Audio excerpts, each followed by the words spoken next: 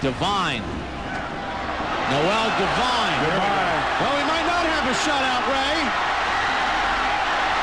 Devine to the 30. He won't go down. 88 yards for Noel Devine. I said he was a special talent, and he showed it right there.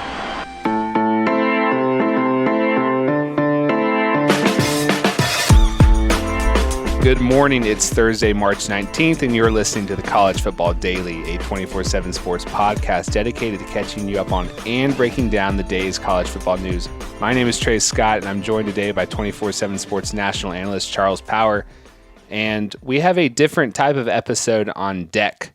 You call it Throwback Thursday if you want. If you're listening to this on Friday, maybe it's Flashback Friday. Maybe we can call it a Vault series going forward. But Charles, I want this to be kind of evergreen, and let's go on a journey back to the mid 2000s, a simpler time for both of us. We were both in high school, I think. And if you were like me, you were spending your lunch break testing the limits of the school's library computers, specifically YouTube. So it's the 2000s, and YouTube had launched in 2005. And so now it's January of 2006. Our current 24/7 sports boss has had Rivals.com booming. Texas and USC had just played the best game ever in the Rose Bowl. Reggie Bush was about to go to the NFL, and on January 11th of 2006, a video titled simply "Noel Devine, High School Running Back" gets uploaded to YouTube, and we all sort of lose our minds. Yeah, I mean, I remember seeing it, and it was just like it's kind of a deal where it's like nobody's gonna tackle this guy. Like he was spinning out of. He was running backwards. He's all side, just all over the field horizontally, and the plays were ending up as touchdowns. So it was one of those deals where it's kind of like, man, it's like one of those things where you would like be talking to your friends, like you got to see this. Like this kid just doesn't get tackled. Period. So it kind of almost was kind of one of those moments where it maybe transcended, strictly just kind of the recruiting sites and became a deal where everybody kind of had to see. See this guy on this new site called YouTube.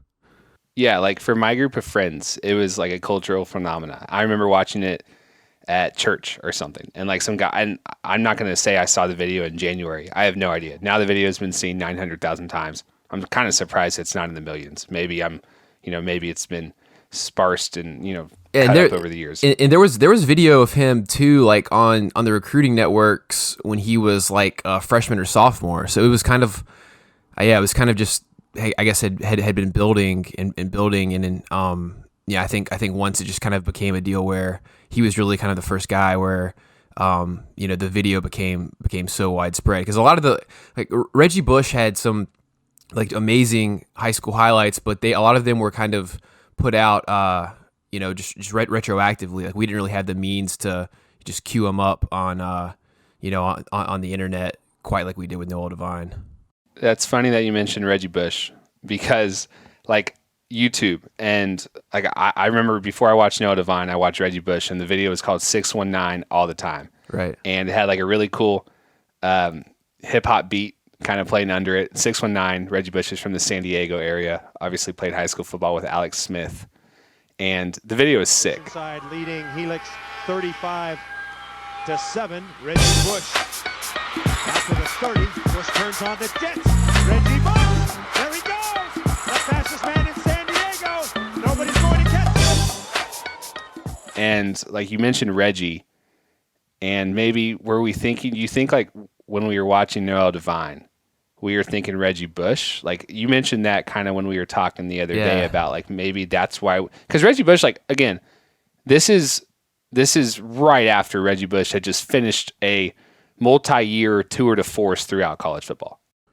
Right. Yeah. I don't think it's a coincidence. Reggie Bush was a complete he was a college football phenomenon for sure. And it was, USC was appointment viewing. I think he was, he ended up being like second or third pick in the NFL draft. I think he was kind of seen as a running back who can maybe like shift the paradigm. And really, I guess in hindsight, was kind of a little bit ahead of his time. Probably would be better now with the offenses nowadays. But yeah, I think everybody was. I think kind of the inclination for a lot of people is when you see a player like Reggie Bush is to look for the next Reggie Bush. And a lot of times that can be faulty because you have to kind of realize, maybe this player is just kind of a unicorn, just a unique prospect in their own right. So I think that definitely kind of played a role with Noel Devine. I think there was a very high appetite for smaller, faster running backs who were just making crazy, high school plays. So I think that definitely had a pretty good, role in Noel Devine's popularity, at least just kind of like maybe outside of like the hardcore football circles. Yeah. So Devine was number 15 in Rivals overall in the class of 2007 in the 24/7 Sports Composite. And like, we weren't a thing yet, but we retroactively made a composite. He was the number 3 running back in what was just like a dog class, like just not a good class for running backs, in my opinion. Like, it was fine, but I think that was sort of a time in the recruiting world, and I've talked to Barton Simmons about this, where we are recruiting analysts everywhere, like Rivals, Scout, ESPN, we're probably grossly overranking and overrating running backs and receivers, right? Yeah, I mean, especially running backs, and I think too, if you look at the way like recruiting rankings have changed, like I know everybody kind of has their own opinions on this. I mean, I'm certainly a little biased being involved with it now, but just pretty objectively, they've gotten a lot better over the years, and a lot of that is just is people getting better at it over time individually. But I think the processes have made it a lot easier. We have so much more information. The amount of video you can watch online, the live games you can watch online. And I think everybody's collectively as a group, there's more information. Everybody's kind of getting smarter about it. And back then, when you're talking about like kind of the early days of video, it really was kind of a deal where you might be like ranking a guy off a highlight. You just don't have as much of a sample size as you could get now, especially for top players. But yeah, I mean, looking at that running back group, it was certainly not a good one at all. And that's the thing too, is like running back historically is an easy position to rank. It's those guys. The crossover from high school to college, like the jump is not as extreme, and I think there's just not as steep of a learning curve. So, yeah, I think that's definitely something where we've progressed a lot just as an industry and figuring out who's good, at the position. Yeah, so let's talk about Devine. So high school stats, 4,000 yards over that, 54 touchdowns his junior and senior seasons for North Fort Myers in Florida. A scouting report on one of the recruiting services, quote, absolutely impossible to knock off his feet. The best balance since Barry Sanders. Devine has the uncanny ability to bounce off of tacklers, run through arm tackles, and make people miss in space. Not the biggest, just maybe the best. And look, like, we'll talk about Devine's college career and his NFL career. And I don't want to be like, I mean, hindsight is 20/20. But tell me why, Charles, like, I would imagine looking back now, you would not have allowed Devine to be ranked close to like number 15 in the country. So maybe tell me if there were any context clues that you can look at now and say, no. Yeah, so I think, starting off with what he does really well, obviously he had just a great acceleration. I mean, he was top speed quick. If you look at kind of how I went back and I couldn't find any track or 40 times for him. I mean, it doesn't take a genius to tell that he did have legit speed and was really fast, great acceleration. I think he ran like a 4.26 coming out of West Virginia. So obviously that would have been validated in any kind of speed setting. The balance was there's no doubt. I mean, his balance was outstanding. He was really tough, and he could change direction in tight quarters. Just kind of wiggle out of tackles and bounce off defenders. But I think looking at him, if I was just to watch his video, and go like just look at the whole body of work on kind of on a blank slate, imagining he was maybe like a class of 2020 prospect. I don't think he stacks up as well as maybe a guy like Devon Achane, who signed with Texas A&M this year, who I think we had within the top 50, but he wasn't 54. one. Yeah, but he wasn't one who was like a, kind of in the 5-star conversation. A really good running back who is one that I think we're higher on than the industry, significantly higher on than the industry. Is one who had legit track times, better production, kind of a more versatile high school player. I think one thing with Noel Devine is he was really, really tiny. He was listed at 5'8", 175. I think that 175 would be very generous considering he was 180 coming out of 4 years of college. He just wasn't able to put on a ton of weight. I've heard that some schools back when he was being recruited thought he was like kind of in the 150s. So very tiny. And I think when you're dealing with kind of a speed, like kind of a all-purpose type back, a smaller back, catching the ball is paramount for sure. And he never really had a ton of production as a receiver. Had a little more at West Virginia, but he kind of played in a kind of a wing T offense in high school and just never really developed as a pass catcher. And I think one thing too is for as hard as he was to tackle, a lot of his stuff kind of like I said was more like balance, power based. And he was a little tight as a runner, kind of upright. And maybe if you're comparing him to like a Reggie Bush, just really no comparison in kind of how loose Reggie Bush was in the open field compared to Noel Devine. He was just kind of upright a little bit. And I think too, just kind of, I think if you compare Noel Devine to similar style running backs who came out, I think really the timing and him kind of catching that post Reggie Bush YouTube zeitgeist really had a pretty significant role in the hype and fanfare he got. Just comparing maybe 2 years later, or I think it was two cycles later. Just they were at West Virginia at the same time. Tavon Austin, who was I think maybe like a low 4-star, had 30 more touchdowns in high school. I think Tavon Austin, when people ask me the best highlight video that I can recall for a prospect, like Tavon Austin is one of the first ones that comes to mind. He has an 11-minute video from high school that has since gone viral. Like all of the Tavon Austin stuff has retroactively gone viral. But I remember watching this when I was in college. I think I was a sophomore. I remember watching it in the dorm, like showing my friends, like, you got to see this. Like, this kid doesn't get tackled the entire video. And comparing Devine to Austin was a superior prospect. He just didn't really have it just wasn't building years over years, and I think the timing probably wasn't right for him to maybe blow up in that regard. Like Trey, you were saying when you were watching Noel Devine stuff now, you're like, oh yeah, this is pretty good, but it wasn't near the level of excitement. Like, man, this is like something we've never seen before. So I think kind of viewing him in that context, he was a very good prospect, shook out to be good in college, but probably not the transformational guy that he was tabbed at the time. Well, I was going to ask you about that, and I'm going to have to make sure the video's in the show notes so everyone can go watch it. But I don't know if it's just age or, Charles, you're like, the thing I respect about your scouting eye is like, everyone can be saying this guy's great, and you can be like, eh.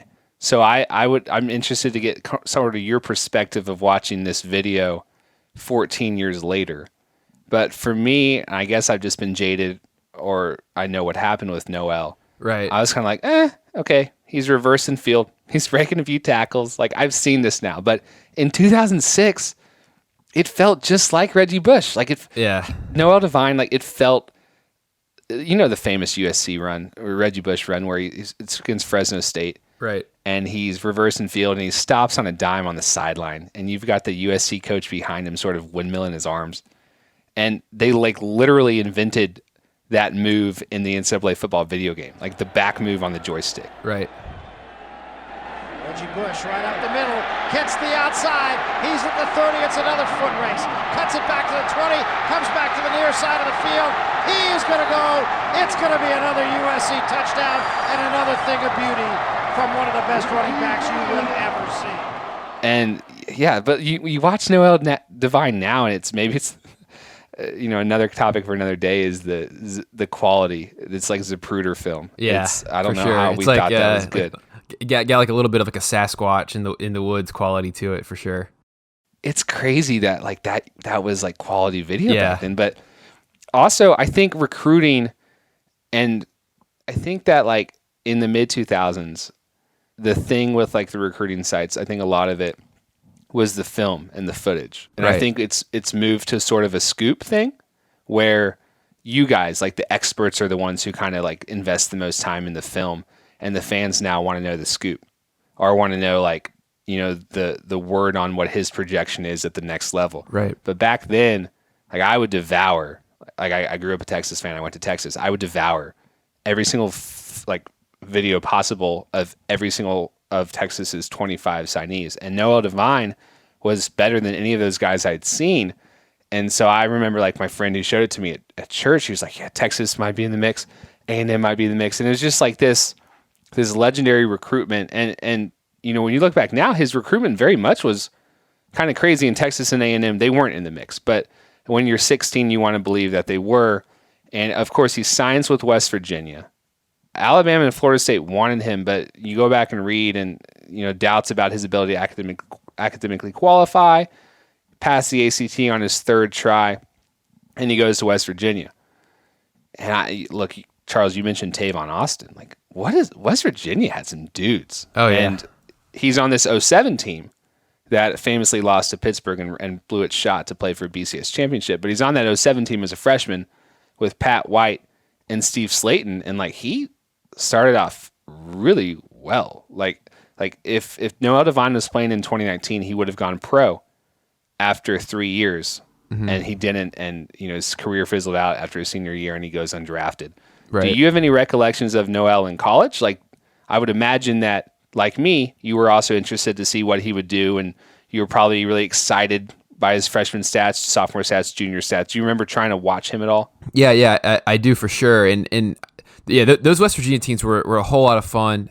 With the Rich Rodriguez, Steve Slayton, Pat White team. So I think it was one of those deals too. It's Noel Devine's recruitment, like you said, was definitely kind of up and down deal. He had the thing with Deion Sanders where he was gonna move there and then kind of left because he had a child at home that he wanted to move back and be closer to. I think his recruitment probably maybe didn't match up with how touted he was. It really, it's not like completely dissimilar from albeit for different reasons, but kind of like the Zach Evans recruitment. It was kind of one of those. I knew you were going to say that. That was just kind of like maybe just didn't match up with his perceived talent at the time. But yeah, I was excited to see him at West Virginia. I thought that was that was a great scheme fit with Rich Rodriguez, kind of running the zone read, and then kind of later on with the teams that West Virginia had. So yeah, I thought that was I was definitely excited to see that and try to watch as many of those games as I could back then. But it was one of those deals too. I remember like West Virginia had a fan that would make YouTube videos. I think his name was like Duggity Doug, and he would put these kind of hype videos out for Noel Devine, Tavon Austin, and Pat White, Steve Slayton over that kind of run. And like they were some of the best like funnest videos to watch too. So I Noel Devine might have not always. I think that's one thing that I would kind of take away from this is like Noel Devine might have not always had the most like translatable plays, which obviously kind of bared itself out. But his video was always among the most fun. At the bottom of the screen, it's Devine next to White, and the young guy's got it. Look at the speed, Noel Devine. He's the next great one. Pick your poison, huh? Pick your poison. Unbelievable quickness. And I think we need to kind of draw the line of, the most fun doesn't always equal the best ultimately. So, but yeah, it was like when he was healthy and going at West Virginia, it was, it wasn't like he was a bust from a talent perspective or anything like that. I mean, his expectations were sky high and probably almost impossible to meet, coming out of high school. But he was a lot of fun to watch for sure. Well, you mentioned like his college YouTube videos. Someone made freshman reel for him called Divine Intervention with 500,000 views. Yeah. His sophomore year is called Simply Divine with 330,000. I mean, like, these are really good stats. He rushed for 8 yards a carry, almost 9 yards a carry as a freshman, 6 and 6 sophomore and junior year. And again, like entering his senior year, people had him in the top 10 in their mock draft, probably due to his high school reputation preceding him. And Right. he gets hurt. Senior year is a total wash, goes undrafted, signs with the Eagles, leaves after 2 days of camp, and sort of tragedy struck Noel Devine's life. Like he in an interview, he attributed to the reason he left camp early. He told NBC News 2 in Fort Myers that his best friend had just been murdered. And like Devine's parents, I learned during the research for this podcast, according to the Fort Myers News Press, both of them died very young from AIDS. He, at the age of 15, witnessed the death of one of his dear friends, and that's why he even like latched onto Deion Sanders. You know, Noel fathered 2 children with separate girls by like the age of 16. And so, you know, you kind of like look back and yeah, there's like a lot of what ifs here, but Yeah. there's also like, it's also been really fun to go back and be like, oh, we're going to do the Noel Devine podcast this week. Yeah. Because when you start to look like a wish list of like things that everybody loves talking about Noel Devine. And I thought it was cool. I've seen NFL players, you know, they'll quote tweet a question saying, who has the best ever film? And they'll be like, Noel Devine, hands down. Yeah, and not to be the guy who is trying to bring it back to something like overly serious, but I think, you know, Noel Devine is a good example of maybe like this is a good argument for maybe why you should have players being able to make money on their likeness like while they're in college, because you know it's easy to remember the success stories, and kind of what changed my opinion on that too was you know, players who kind of transcended that kind of in the probably early 2010s, like your Manti Te'o, Tyrann Mathieu, Johnny Manziel. But Noel Devine's maybe a good argument for that as well. Just kind of, you know, as we're going over his career arc, he's one who really kind of his popularity, earning potential, all of that peaked when he was in college. So, yeah, that's kind of probably a conversation for another day, but I think that's, you know, it's whenever you see situations like this that that come up, he's, you know, probably about as good of an example as that as we're going to come across.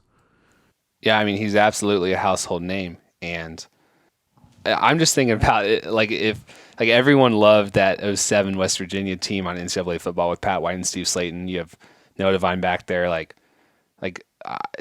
our age people, like they know who Noel Devine is, and it's been fun looking into this, and it's also kind of been interesting to look at it, knowing what we know now and what you know now and how we'd rate him now. And maybe not a top 100 player, but you know, as you said, like fun doesn't always equal best, but it was a lot of fun to do that. So that's going to do it for today's episode of the College Football Daily. If you have an idea for another player whose film we should go back and watch and talk about, we are all ears as we navigate a few weeks or a few months of sort of barren content. So for Charles Power, for Connor Tapp, for our producer Tani Levitt, I'm Trey Scott, and we'll see you on Friday for the College Football Daily.